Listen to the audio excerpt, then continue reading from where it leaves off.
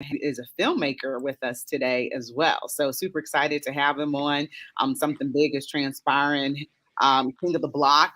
So Sapphire, how you doing today, girlie? Tika, tika, tika, tika. Oh, man. Christmas, Santa Claus, the reindeer, everybody up in the house has come home early. I can't even put into words what a glorious Victory Monday this is. Rachel, I'm so happy right now. I don't know what to say. I'm happy too. And Branson, how you doing today, sir? Oh, I'm doing good.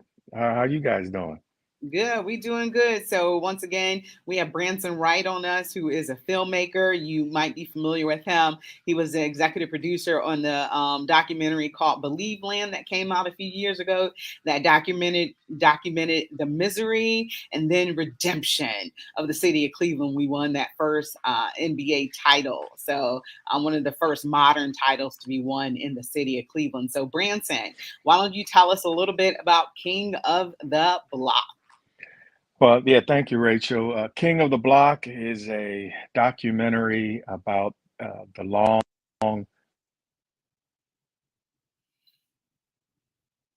You all right there, Branson? All right, Branson's going to get his audio together because I don't think he knows we can't hear him. But Okay. right now, we're going to get him back in a second. So Yeah, I'm really interested in hearing about this because I mean, as old as I am, I mean, Cincinnati Moeller has been a powerhouse in the state of Ohio, and it looks like it's going to be a very interesting kind of look into this rivalry between Cincinnati Moeller and Princeton High School. I'm really excited to hear more about it from Branson. Yeah, it dropped at 12 a.m. Last night. Unfortunately, I was in the bed because I had something to do from 9 a.m. to 12, and I was running around today. But I definitely will be confident because Branson definitely has some skills as a film producer. So, Yeah. just one of the many projects that he has lined up. You got some heavy hitters in there, Kirk Herbstreit, Pete Rose, who is one of my personal favorites. Um, Right. you got them in that documentary as well, and it examines the rivalry between two schools in Cincinnati. So I'm super Yes. excited to have him on to talk about that. It was a passion project, one of love as well. Hey, Branson. Hey, can you hear me now? Yeah, we can hear you. Yes. Okay, Welcome back. great, great. So, you asked me about the project King of the Block. It's a documentary about the storied rivalry between Cincinnati Moeller and Cincinnati Princeton high schools. You had the private school, an all boys school in Moeller, where Jerry Faust, who went on to Notre Dame and went on to University of Akron, where he coached, and you had Princeton, the public school, co-ed, and they were about 5 miles apart, the two schools. And during the mid '80s and going into the '90s, whoever won between those two schools usually won the state title. So those games were fierce. That down there in Cincinnati, Rachel, I would compare it to Ohio State and Michigan. Okay. It was you had the city would take sides, even if you didn't go to either school. You picked either Moeller or you picked either Princeton, and those were some great games, and it was great growing up during that time and being able to witness those games. And Princeton was a co-ed school, and Moeller is a all boys school. All boys school and Catholic. So you had the public, private, the Catholic, the Protestant, and mostly black football team at Princeton, mostly white team and with Moeller. So you had all of the elements with when you have rivalries, and those two teams certainly displayed that on the field. Yeah, was their dynamic that they took after Notre Dame, in which the Catholic versus the convicts, was it kind of looked at like that a little bit? Well, Sadly, well, but it was a little bit before that, but okay. people definitely took sides, and Moeller was so dominant at the time. A lot of people were just tired of hearing about them, and of course, when it comes to a lot of private schools, the accusations of recruiting and so they have those advantages by doing that, where a neighborhood school like Princeton, there wasn't really any recruiting. So Hmm. you had both sides and a lot of arguments on who did what and so again such a great rivalry. But what we did in the film, we try to go beyond just the football. We looked back at two guys that were big time rivals in high school. They became college teammates, became good friends, and hadn't seen each other in years. And when we started making the film, we found out one of them had prostate cancer, and the other is being tested for prostate cancer. So we take you through that journey, not only looking back at the rivalry, but we also look at men's health because these men are in their 50s. So we talk about the importance of men's health while we're also looking back at the rivalry. Hmm. What are some of the themes of this documentary? Should say that again. What are some of the themes of this documentary? Well, the major theme is about prostate cancer health, about men getting tested. There's also, again, the rivalry, some of those great games that they had on the field. And we were fortunate enough to have the likes of Kurt Herbstreit in the film. He played against Princeton when he was in high school, and he knows about the rivalry.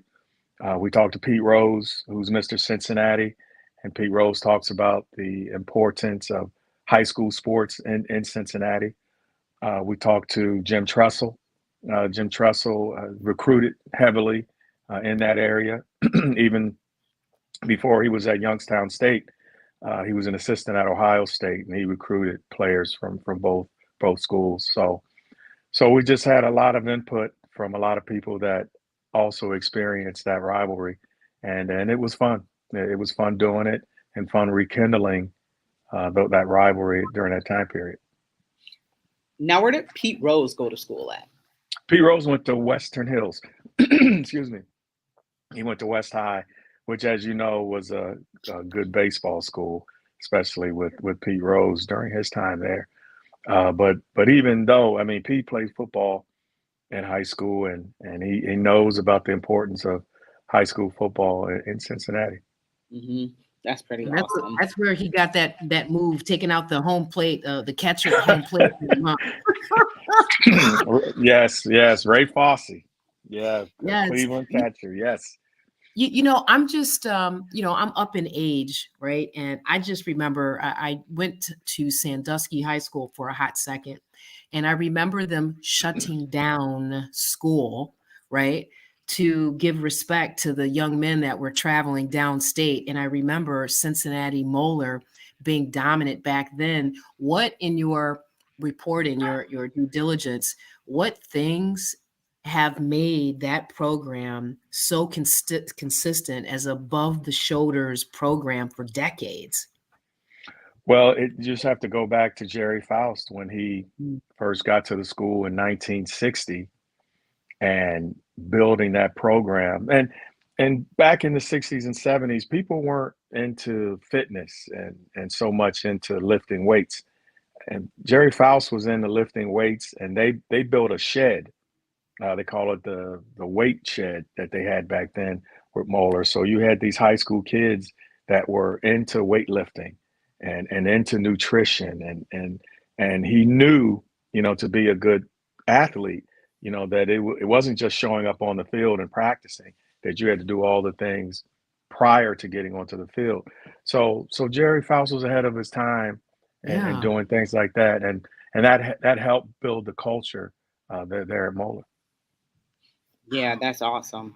Um, so how hard was it to get? We talked a little bit yesterday about how hard it was to get or catch up with Kirk Herbstreit because he is busy, doing football year round. Amazing analyst. How hard was it for you to get Pete Rose? Well, I had a relationship. I have a relationship with Pete Rose, so it You know was. everybody, Branson. I Wow. swear. Wow. Tell That, Pete I hey, said hi. Me well, I too. will. I will. Hey, that's that 100 years of being a sports writer. You get to meet people. But as even though knowing Pete, I wasn't sure that he wanted to be in the documentary, but fortunately he did. As any opportunity to talk about Cincinnati, I mean, he loves Cincinnati, so any opportunity to talk about that, that's why Pete agreed to do it. Good. Is he still in the Cincinnati area?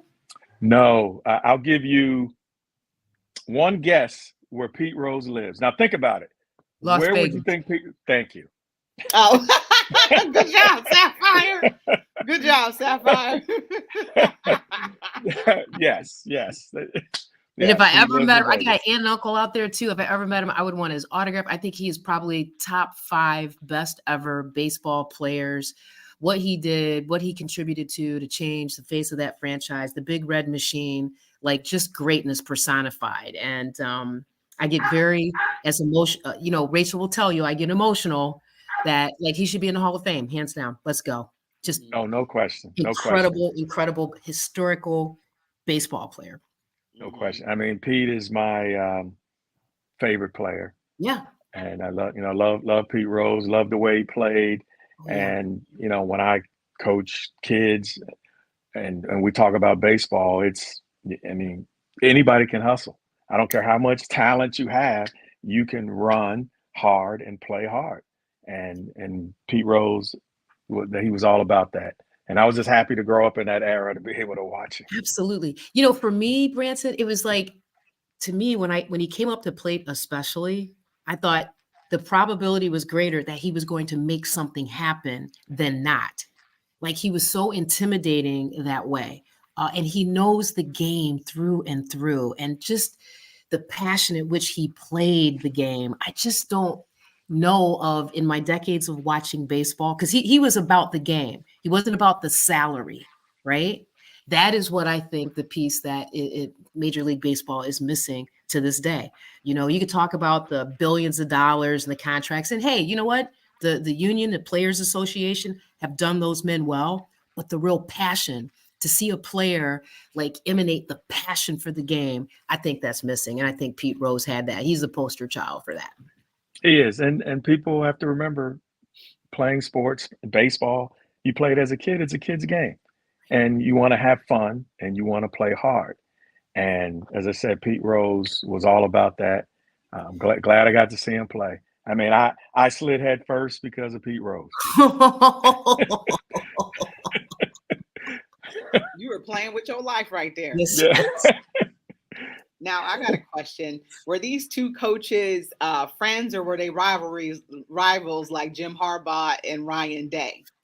No, they were friends. Okay. Pat Mancuso for Princeton and Jerry Faust for Okay. Moeller. They were friends. They'd play cards and do things like that. But when it was time to play, it was about bragging rights, and they definitely went after each other when it came to that. And what's funny too, uh, because Moeller, you could live just about anywhere to go there.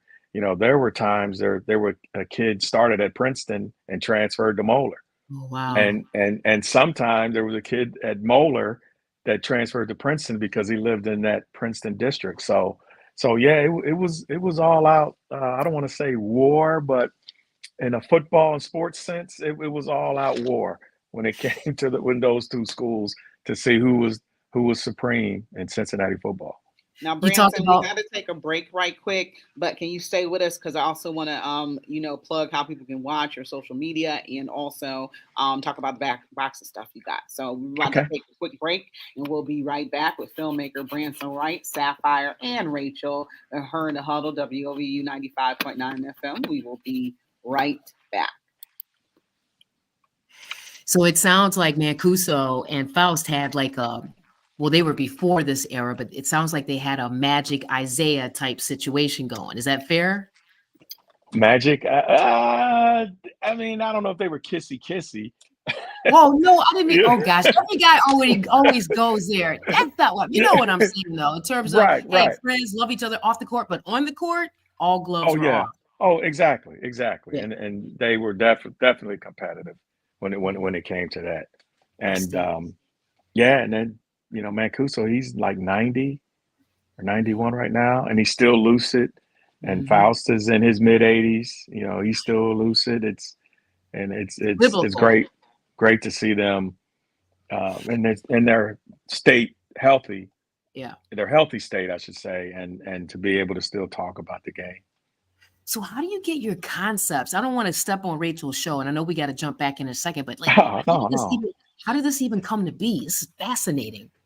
I mean, like I said, I grew up there, and you know, and even as a writer, I've always liked to write things that I wanted to read, and you know, the same thing as a filmmaker. I've always wanted to see a film about Moeller Princeton, so you know, why not me try it? You know, always wanted to see it because although I lived during that time, I still want to learn, and Right. I know there's even more information out All of it, right. which we All learn. right, this is Rachel Hill with her in the Huddle. Welcome back. Now, also remember, you can keep it locked right here on your regular radio dial at 95.9 FM. You can always listen online at wovu.org. Don't forget that you can always download that WOVU app so you can take us with you on the go. And you can always call the station at 216-271-0959. And now I'm here with Sapphire today and also filmmaker Branson Wright, and we're talking about his documentary, called King of the Block. So, Branson, one of the things I wanted to ask you is, what did you learn about yourself as a filmmaker during this process? Because you've made some other films. You've made Women of Troy too, as well, that was on HBO and ESPN's Believe Land. What did you learn about yourself regarding this documentary in particular? I'll always learn about patience because you have to be very patient when it comes to putting these projects together because it's, you know, as a filmmaking mentor told me, um, always expect something to go wrong because it will. And when it does go wrong, you have to be ready to adapt to it. You may not get the interviews that you want. You may not have the monies at that point, you know, to do some of the things you want to do. So you have to find ways to adapt and to adjust. And I learn that every time I do a project. It's something will go wrong, and then you just have to do the best. Things usually come out work out for the best, but you just have to be ready to think on your feet because things do happen. We got a question from our audience, and George Bendicky says, "Isn't Cincinnati Cape also big in football as well?" Oh, they used to be, Ooh. and that's a film that I definitely want to do. I don't want to say next, but it's definitely on the list. The thing about Cape closed in like the mid '90s. They closed, and they were the first school in the country where it was Cincinnati Academy of Physical Education, and that's exactly what it was. It was for high school students that wanted to get into different aspects of physical education, you know, physical therapy, or kinesiology, or whatever it was, and they were the first school in the country to do this, and they had, you know, one of the knocks were that kids were just going there for gym. It was clearly not that, because out of all of the Cincinnati public schools, they had the highest GPA Wow. out of Cape. And so, which surprisingly, in the mid '90s, with the school closing, and that's some of the things that we're going to dig into. And why did it close? Because they did have people that didn't like the school. They didn't like that they had a lot of good athletes there, and they may have lived all around the city. But the argument was, like the Molars and different private schools, they did the same thing. So why was it an issue when Cape did it? Right. And I always say Carlos Snow was the best high school running back I'd ever seen. And I've covered high school football in North Carolina, in Ohio, and in Michigan. Carlos Snow was just hands down. Never saw him play a complete game. He's either first half or the third quarter, they took him out of the game. And he was just so dominant. So that's a side note. But yes, Cape was an outstanding program, and it's a film I would like to do in the near future. Well, you got a 2 thumbs up. Joyce Perrier said, "I watched King of the Block today, and as always, Branson has produced a quality film." Mm-hmm. Thank So you, Joy. congratulations. Thank you, Joyce. Joyce has always been a great supporter. I love you, Joyce. Thank you. I know we love Joyce too, and she also supports her in the huddle as well. Branson, can you talk about what you got going on tomorrow as well? Let's plug that too. Well, tomorrow I put on the PR hat. There's boxing coming to Cleveland January 27th. Ron Johnson, he's coming back to Cleveland after a 4-year layoff, and he's been laying off because he's been producing fights. Okay. And so now he's not only going to fight on the 27th, he's also, I should say, promoting. He's also going to promote the fight, and 3 out of the 5 Mason brothers will also be on the card. Oh, nice. So tomorrow, Tuesday at noon, from noon to 2, everyone's invited. There's a press conference at the Wolstein Center, and Ron will be there, and 3 of the Mason brothers will be there. So come out and help support Cleveland, and I'm looking forward to the 27th. It's gonna be a packed house there at the Wolstein Center on the 27th. And Branson, what do you have coming up next? What's the next documentary? Well, I can't tell you, but It's but embargo. yeah, but I but I am working on another project. And for those that don't know, that King of the Block is on Apple TV, Amazon Prime, and Google Play, on those 3 streaming services right now. And I think later on we're going to add some more. But for now, Apple TV, Amazon Prime, and Google Play. You can see King of the Block. So If I it's, could it's just insert real quick, this would be something that you could watch before tonight's Monday Night Football game, people, to get you warmed up, to set the mood, provide a mhm. little ambiance. We need to support Branson. We need to support Branson Wright on this. So something for you all to consider. Black filmmakers matter. And also, Branson, how can they reach out to you? How can they follow you on social media and stuff like that? Oh, they can go to at Branson Wright, and they can send me an email, Branson at bransonwrightfilms.com.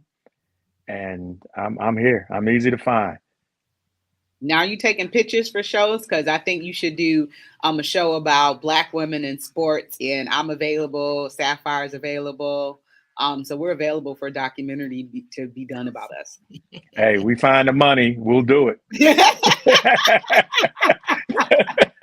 I got about $5. I can throw in another. I'll match you. I'll match you and raise you, Rachel. Well, Branson, is there anything else you want to leave us with? Because I know we're running short on time with you. So anything else? Any other dimes you want to drop? Oh, I just thank you guys for allowing me to talk about the film. I love the show. You guys just keep doing the good work, and keep doing things for the community. Thank you, Branson. And one more time, where can they watch it at?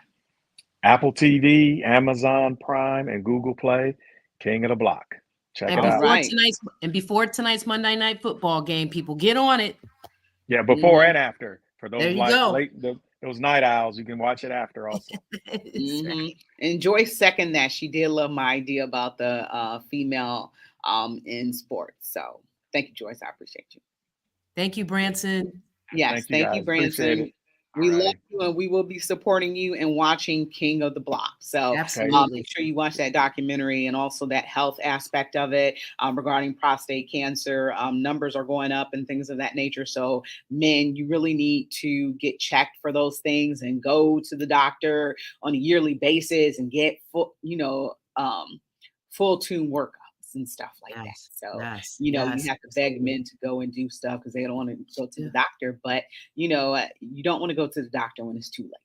That's right. Early detection makes all the difference in the world. You want to be there for your loved ones, your family. You want to have a good quality of life. Please get on your regular preventative maintenance schedule, man. Absolutely. So, Sapphire, we're going to go ahead and take our break now, and then we're going to get into Browns, and then we're also going to get into a little Ohio State and a little Cavs. So, we're going to be right back. You're listening to Her in the Huddle on WOVU 95.9 FM. We'll be right back. Chicka, chicka, chicka, chicka.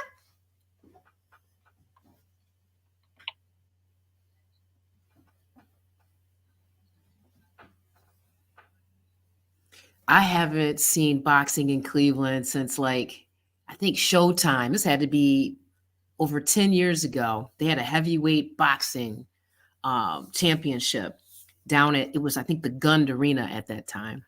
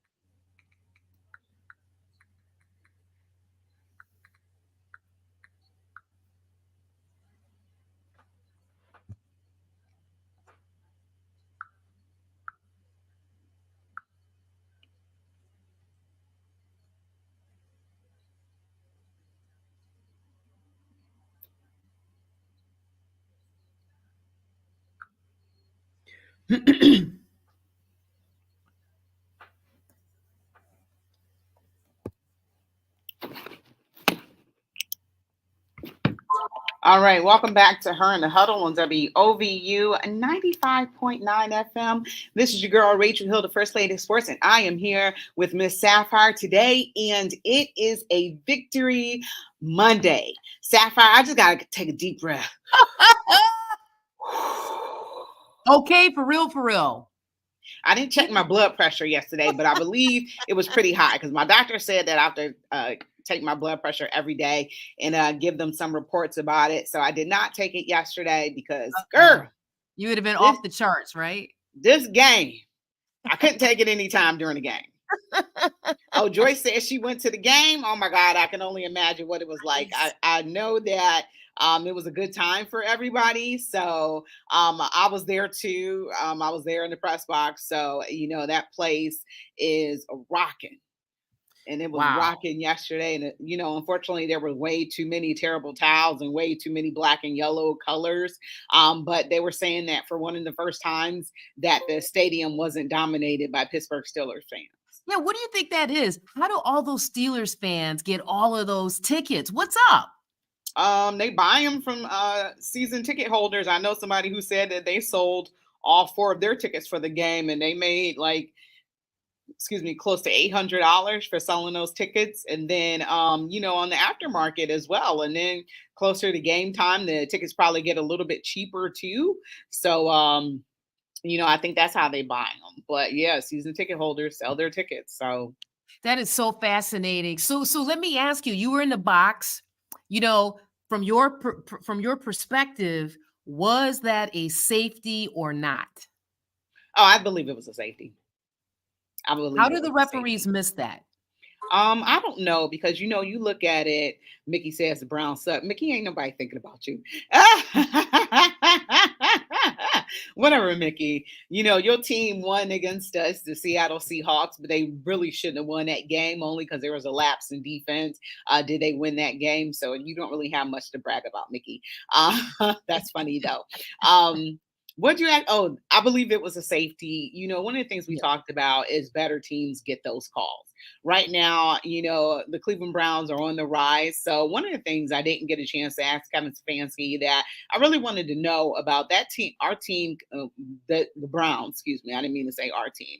The Browns committed maybe like 2 penalties the whole game on both sides of the ball. Because I don't know, you remember that graphic where they had the Steelers had, you know, X amount of penalties for X amount of yards. And at that time, we only had 1 penalty for 10 yards. So this team played disciplined football on both sides of the ball. And that's sometimes something that Mickey said talks to the ham because the Browns suck. That is something that you don't see too often. Usually you see the Browns, you know, leading in penalties. So one of the things is we could kind of be seeing a turn of the tide and the Browns are getting a little respect, you know, because the Pittsburgh Steelers, you know, they had drives stopped and they had defensive penalties and stuff like that. So maybe we're not there right now because they didn't call that safety, which I think was a safety. You know, most people there thought it was a safety as well. I think Miles thought it was a safety. But, you know, there's nothing they could do about it after that. So, I kind of wish Kevin had, challenged that, but he also had to challenge the touchdown though too. So Okay.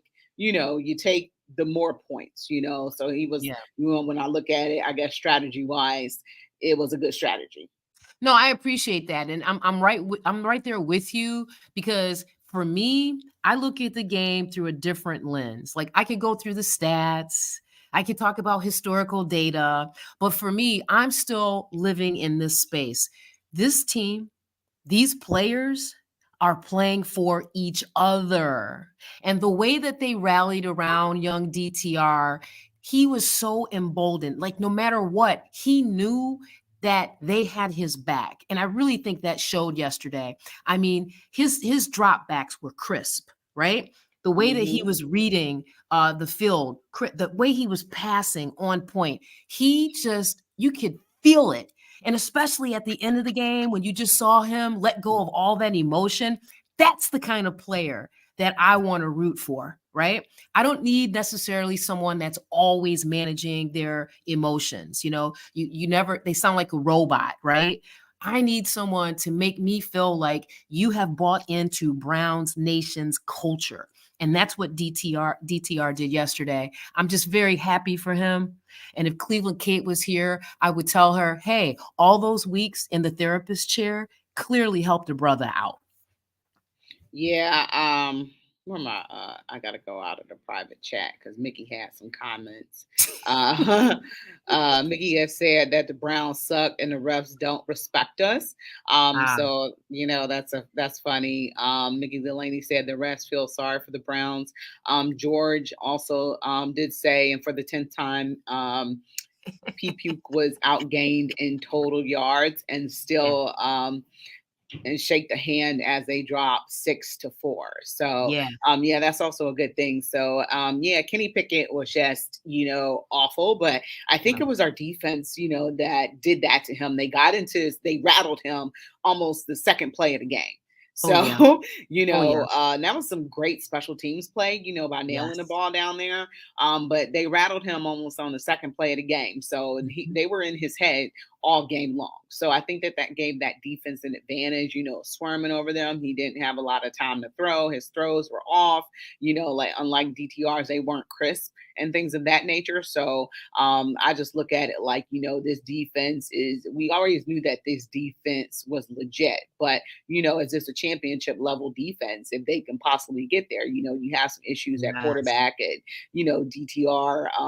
Unfortunately, he was a victim of a lot of drop balls as well. Yes, he David was. Njoku had some drop balls, Amari Cooper, also Elijah Moore. So there were some drop balls that they wish that they could get back. And David Njoku went to work on the jug machine after the game because I think he put on social media that the drops were unacceptable. Fortunately, these drops did not kill us, and we were still able to win the game. But you think about if they had been able to catch these balls, that you would have gave DTR a little bit more confidence. Yeah, It was already shaky coming into, the Steelers game and, that vaunted defense and TJ Watt. You already had those things to think about. And also probably in the back of his head was the remembering of his start in absolutely. against Baltimore here in Cleveland. I Yes. don't really count that, as, I accept that loss, Yeah. but he didn't find out he was starting until 10:30 that day. But this week he got reps with the first team. He was able to Yes. get in sync with them a little bit, and it kind of showed. But there was still, every time you threw the ball, you were just a little scared, trying to fit in those tight windows. And also too, those balls were hitting the receiver's hands. Yeah. They Yeah. were just dropping them. Yeah, absolutely. It's so curious, David Njoku is like, I don't know that I feel like I understand him as much as other players like on the field. I don't know any of these men personally, but I like that they went to him more yesterday. To me, that tells me that it makes me feel like they're going to implement him more as the season goes on, right? That made me feel really good. The other thing I wanted to add to your comments was that, yeah, DTR got more reps with the first team this week, but I also truly believe that Deshaun really has helped him, right? Not just this last week, but since that first game that he played, and we all know what that was all about. I think I see Deshaun as like that big sort of brother teammate because again, I watch the game from maybe a different lens than most people. I care about how these athletes are treated and how they're taken care of, what's between their ears. We talked about this with Kyle McCord at Ohio State at the beginning of the year. People felt the way they did about him. And I said, he's got, to me, not the same, but close to Tom Brady esque potential. The staff just needs to work with him. You're a fight or you're a flighter, right? McCord, like DTR, has skills, right? So if you can help that quarterback understand you can slow this game down, you already have the skills, you already have the talent, you're qualified. That's why we draft you. We look at you as the future of the team. We just need you to understand you're on the next level and how you can start to process it differently than when you were in college or high school. That to me is a piece that I believe Deshaun Watson has also facilitated with DTR. You saw him on the sidelines, you saw him engaged, supportive, clapping, you saw him contribute. That I think is the other piece that we saw come to fruition on the football field with DTR. And I'm just really, really super excited about the next game. And please, God in heaven, please, I hope now that we've signed Flacco, that the coaching staff is giving DTR reassurance. Listen, this is your team to lead us for the rest of the season, barring injury. Please don't think that we have brought this man in here, to usurp you as our starting quarterback. I think about things like that as a fan. So, Yeah, Ricky Smith said Pittsburgh has 6 Lombardi's trophies. Call us Sixburg Steeler Nation. and then he also says DTR might be your guy. So that's who we're going to go with. They're going to ride him. They're going to ride this rookie. And he had a decent career at UCLA, so they want to see what he got. Can he be that DTR from preseason? And I absolutely believe that he can. You surround him and put him in the right people in the right situations. And I feel like there should have been a little bit more screens yesterday, especially to open up that offense. They didn't really throw the ball deep, so they were very conservative on offense as well. I would have liked to see them attempt to go deep at least twice, but I guess they wanted to keep the game plan very simple for him. God bless you, Rachel, because Stefanski gets me ginned up. We know he should have been throwing more screens, right? But I'm just happy the Browns won. Coach Stefanski is the leader of the team. I'm not going to be a naysayer. It's just that he just checks out for a little bit during the game, it feels like, right? But the Browns won, and it is Victory Monday. Yeah, because it also seems like things weren't really working offensively for us. It took us a minute to get the pass game going, and it took a minute to get the running game going. We didn't have the best field position, throughout the game. Usually we were starting deep in our own territory. So, that was part of the issues that we were having. We were having issues moving the ball. And, we got that offense, in the first quarter, and that was about it. Fortunately, they were able to kick a field goal. I forgot what quarter they kicked the field goal. And then, we had a defensive lap and let them score. And then we allowed a field goal for them to tie it up. But Pittsburgh struggled to move the ball as well with Kenny Pickett. So their running game, that was a rushing touchdown, right? That wasn't a passing touchdown. For Pittsburgh, I thought that was rushing. I thought he broke one. Yeah, I thought it was I think it was a 74-yard rushing touchdown. So and then we scored our field goal in the second quarter.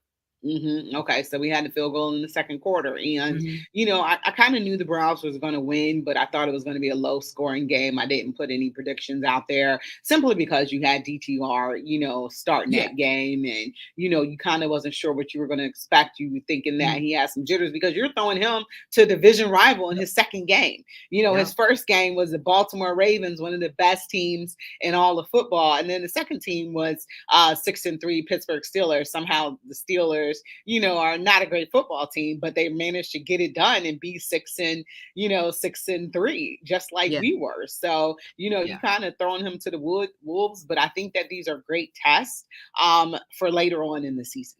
So, Yeah. they're going on the road. They have 2 road games. So they're going to face the Denver Broncos on Sunday. Yep. And then I believe after Yep. that, they go to LA and face the Chargers, who aren't a great Yes. team. I thought it was it the yeah, it's the Chargers or the Rams? Let me check. I probably have it wrong. Could be because But we for play me, both the Chargers and Rams. So it is one or the other. I can't yeah, and I remember. wanted to add, I thought the O-line did a phenomenal job Hmm. protecting DTR yesterday. I mean, because I was looking right on the right side. Where's Watt? Where is he at? I thought he was pretty much a non-factor. Hmm. And I'm just curious because you were there, you were in the box. What did you see? What were the things that they did to give DTR that kind of protection? They were just, straight on their blocks and stuff like that. Offensive line, he really wasn't pressured that much. So I'm kind Mhm. of surprised that Mike Tomlin didn't blitz him more, because he's a rookie and try to rattle him. But, Right. DeJuan Jones was back. So that was definitely helpful. Yeah. I don't know if you saw him come in with a Chucky doll. I'm just Mm. like, okay, DeJuan. That was but the funny part was about Who's that was I who's that? watched the Chucky movie the night before. I watched Cult of Chucky with my friends.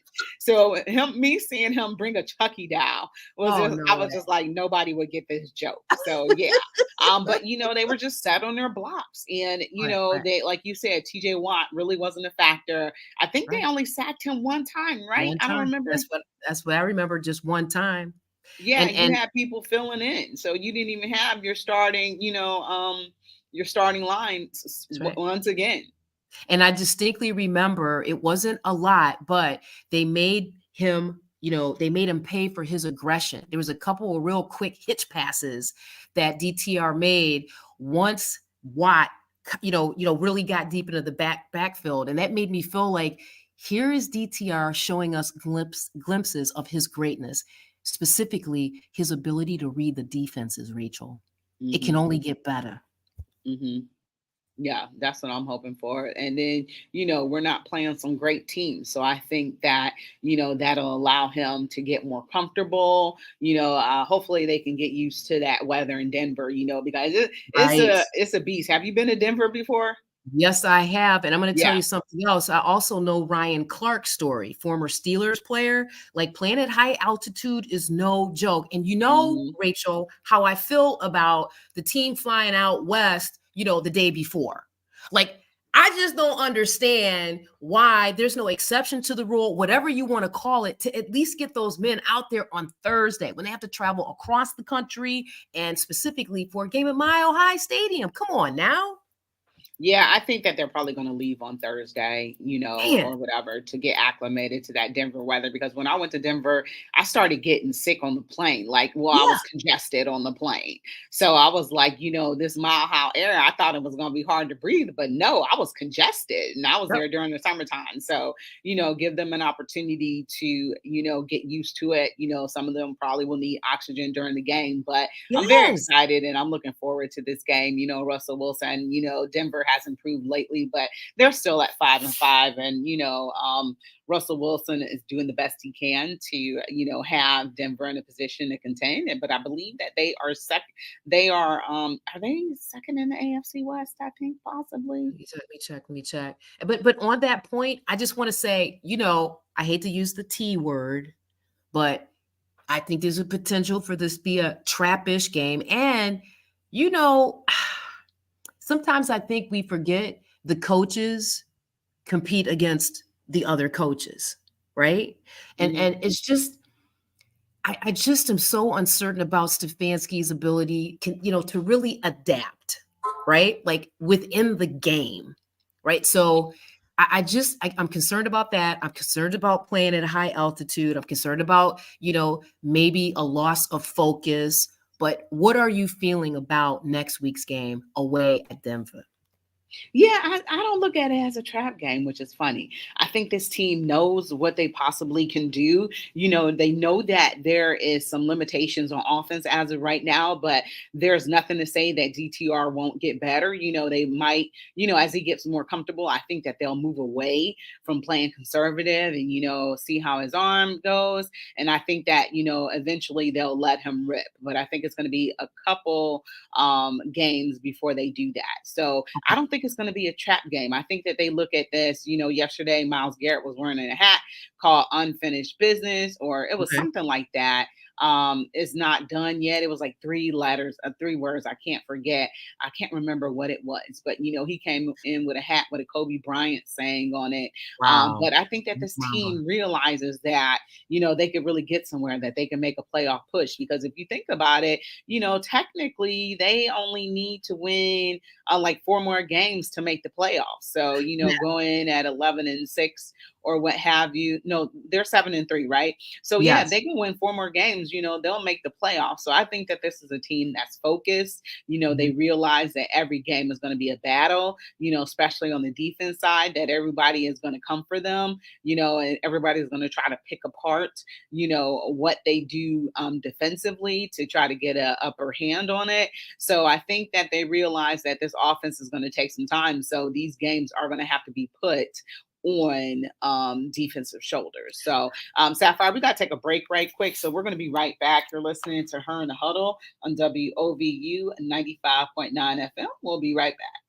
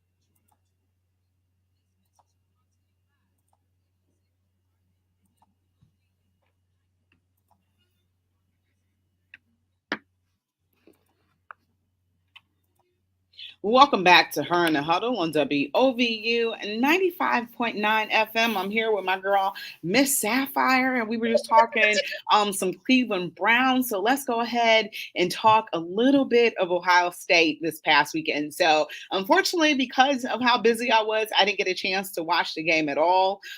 So Sapphire, why don't you give us your quick recap of this game?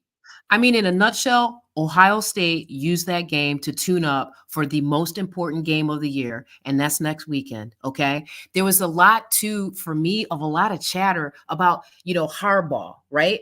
And Mm-hmm. for me, the kids that are wearing Buckeye scarlet and gray are ready for this game. That's what I saw last week. It wasn't even a competition. It was about going out there and executing X's and O's. So that was my biggest takeaway from the game. I mean, Marvin Harrison Jr., greatness, right? Travion Henderson, greatness. They're just ready to go, Rachel.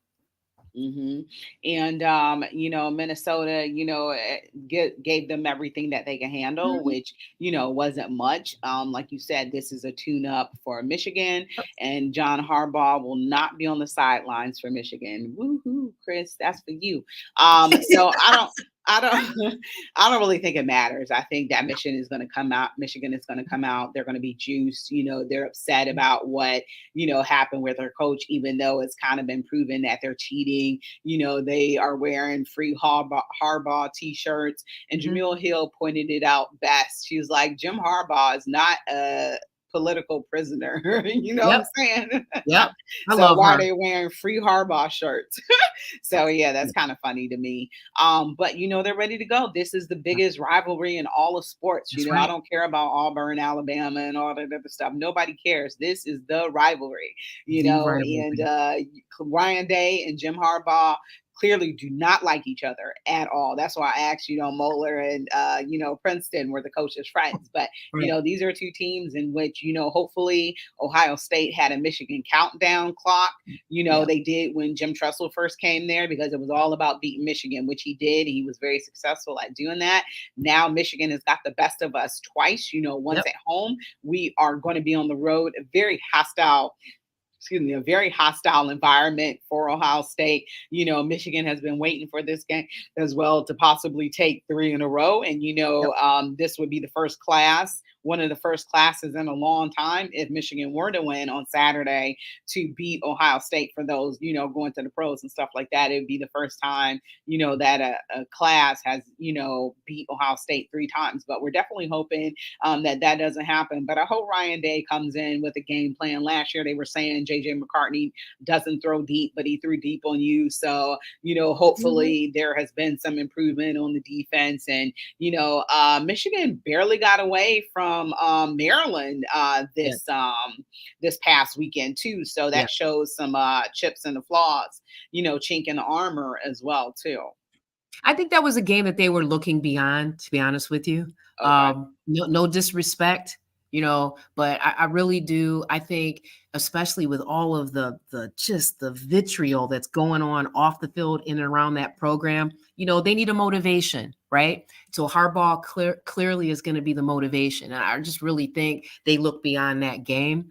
I'm not a Wolverines fan. I regard them the same way as I do the Steelers and the Yankees, Mhm. but I'm really looking forward to the game. I mean, the Wolverines have a 60, 52, and 6 advantage in the all-time series.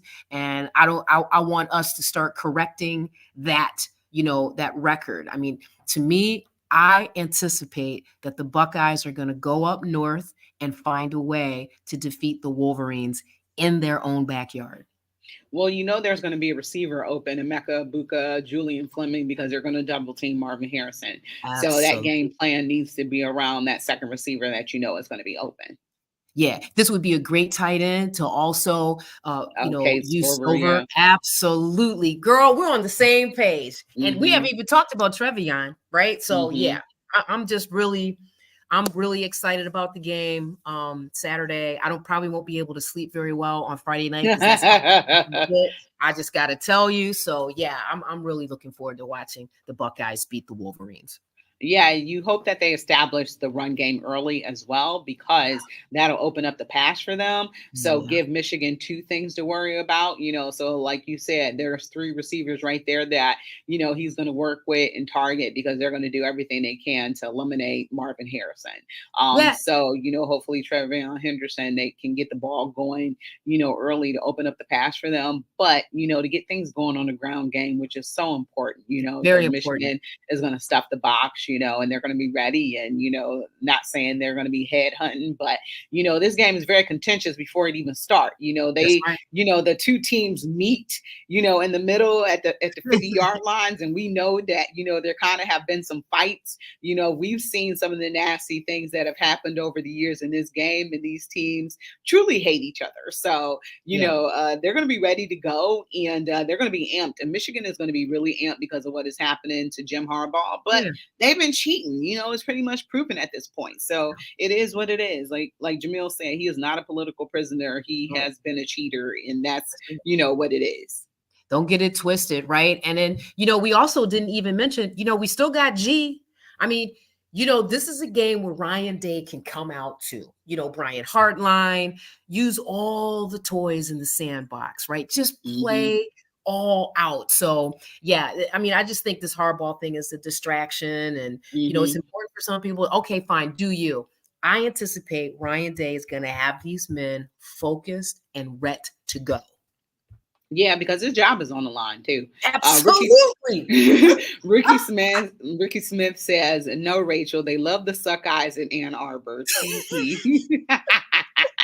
It's so funny because I didn't know people had nicknames for Ohio State, and they're Right. very derogatory nicknames. I didn't know that until Jalen Rose, said something in that Fab Five documentary, what they really call Yeah. us, and it's something that I can't say on the air, so the FCC doesn't fine us. But I was like, people hate Ohio State. Yeah. Yeah. Like, I wasn't used to that. Like, I'm Yeah. like, people don't love us. Like, we, are That's from the right. state of Ohio. We, get our little lunch pails and we go to work. Cause, one of the things I remember is when Ohio State played USC for that back to back, how UNC, not Mhm. UNC, USC, excuse me. And I Mhm. remember when they came to Columbus and Pete Carroll, like, gets off this bus in a like Armani custom suit that's like a little, almost like a shark skin suit. And you just see Jim Tressel show up in a sweater vest, So I was like, Hollywood comes to Columbus, Ohio. And unfortunately, we lost both games in that back to Yeah. back against USC. But I'm just thinking of us like these hardworking people. I'm like, people Yeah. actually hate Ohio State. So Yeah. Yeah. that's Haters just gonna what we hate. yeah, so we'll give our predictions tomorrow, but we got 3 minutes left. So I wanted to Yeah. move to the Cavs really quickly. Huge win, big win against the world champions. Pretty much they got Jokic in a bind, five fouls. And it's funny because somebody I was sitting next to was like, they ain't gonna call no 6 fouls on Joker. He's not gonna fall out. And they let a lot of things go. So he probably should have had like 7, 8 fouls. But the Cavs are on a 3-game win streak. They play Philadelphia tomorrow. So they always struggle in Philadelphia. And Joel Embiid has always been a problem for both Evan Mobley and Jared Allen. Jared Allen, excuse me. So I don't know what to think of this game tomorrow. I mean, maybe if they throw TT up in the mix, maybe we'll see something different. I mean, Embiid, he's a beast, man. I've actually been to a game and watched him live, and he is just huge and has a great shot and can handle the ball. So yeah, we're up against that. But again, if they throw TT in there, Tristan Thompson, I mean, we don't know. That could be a role that he has to be more physical with Joel. Maybe get him fatigued, maybe get him into some foul trouble, offset the pressure that the other bigs are always up against with them. We don't know, but that's definitely going to be a nice game to watch too. And they gave them their beat down. They led by more than 21 points at times, and Donovan Mitchell didn't play. That's right. So I'm just like wondering, like, hey, this, and you didn't have Karis LeVert, so he's a very important person on the bench. So I'm like, this team can knock off the world champions. They might be able to do something else, so we never know. But Sapphire, that's the end of the show. It was a great show. We want to thank Branson Wright for being here today. He was amazing. Make sure you check out King of the Block on Google Play, on Apple TV, and what else did he say it was on? At Google Play. Do you say Google Play? Yeah, Google Play, Prime, Apple TV, Prime. and Prime. Thank you. Yes. All three things I don't have, but I will be watching. So, Sapphire, thank you. Excellent show today. Thank you for all of our viewers as well. You've been listening to Her in the Huddle on WOVU and 95.9 FM. We are out of here.